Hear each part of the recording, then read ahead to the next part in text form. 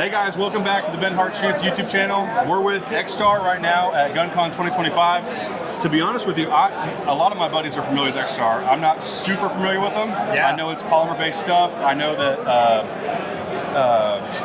Honest Outlaw is a big fan of you guys, and I'm a big fan of him. So tell us about Extar and give us a breakdown of what you guys have to offer right now. Yeah, absolutely. So at Extar, we're out at Lake Havasu City, Arizona. Our biggest 3 points we try to hit on our firearms is being lightweight, reliable, and affordable. So we sell directly to consumer, and we make as much of it in-house as we can to keep price low without sacrificing quality. Our 9 starts at $450. The 9 rifle, $500, 45 or 550.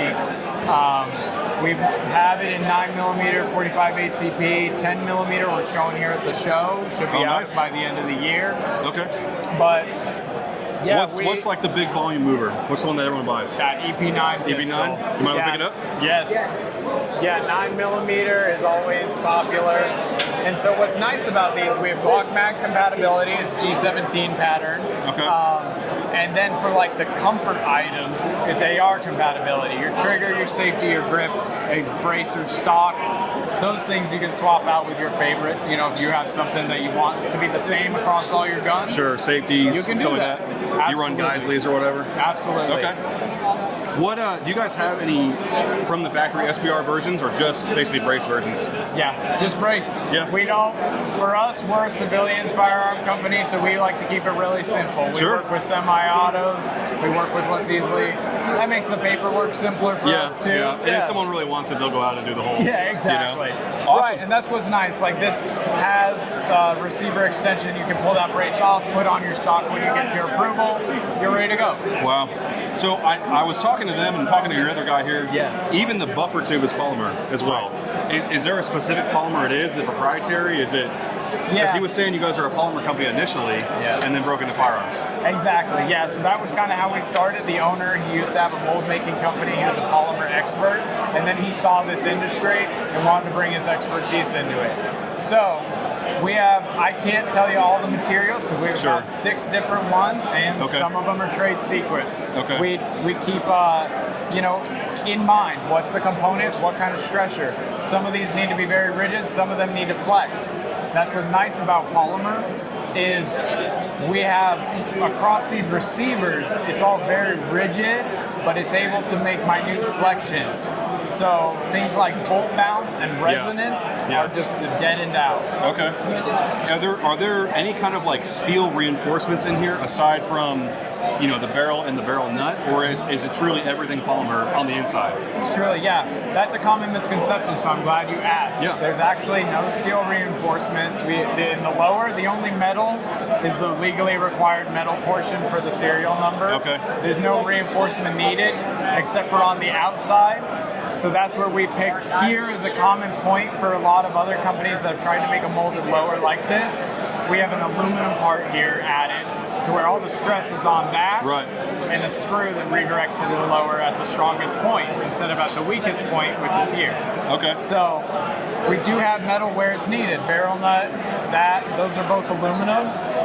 Barrel, bolt, those are all steel, nitrided, best coating.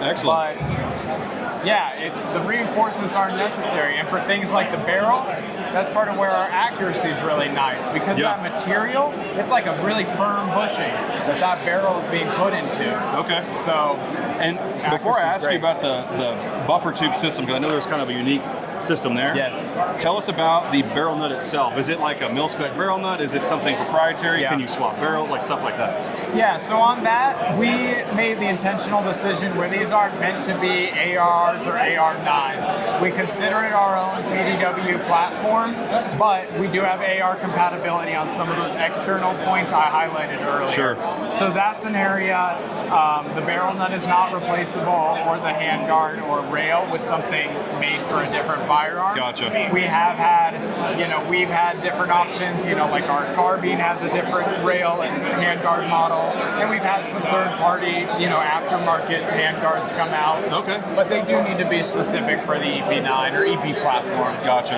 And about the buffer system, tell us about that. Absolutely. And while you do, I'm going to grab this carbon here. Yep. Yeah, so we were very intentional. During development, we tested almost every type of operating mechanism that we could think of.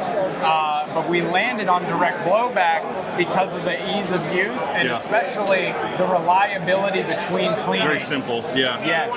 And one more quick point is these guns don't require or ask for any lubrication. Yeah, Something that's what like he was saying. rollers, you need to lubricate that. So it's all direct blowback, and in the back to wipe out that recoil impulse into the shoulder, we have what's called our recoil damping system. Okay. So it's kind of like a urethane type material of a flexible diaphragm that will slow flex into a cavity, deaden all that energy, Right. and then it can return.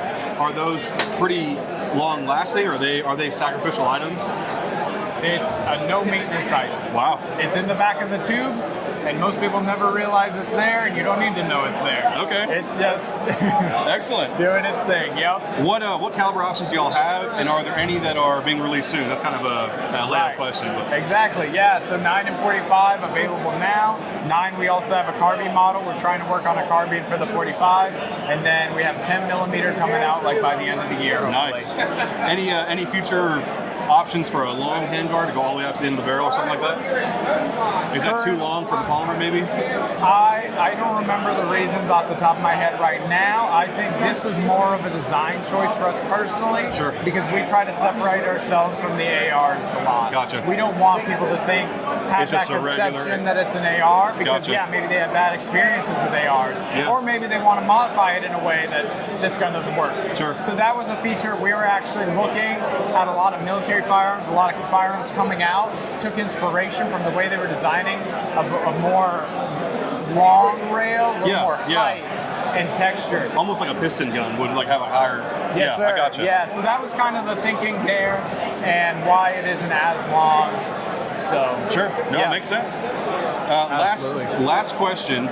So it runs off Glock mags right now. I know obviously Glock is the most, common handgun out there, handgun platform. Most AR9s are Glock pattern. Are there any future desires or options to go with like, SIG 320 magazines, 2011 magazines, something like that? I can say, we've had the requests, but they're really few and far between. Sure, So gotcha. hey, if The volume people needs to be see there. it and they want it, let us know. For now, it doesn't really seem like it would be worthwhile for Sure, us. sure. But if the people speak and want it, it can happen. Yeah. Cool. All right, man. Well, I think that's it from Extar here at GUNCON 2025. We'll see you on the next interview. Thank you, man. Great. Thank Appreciate you. it.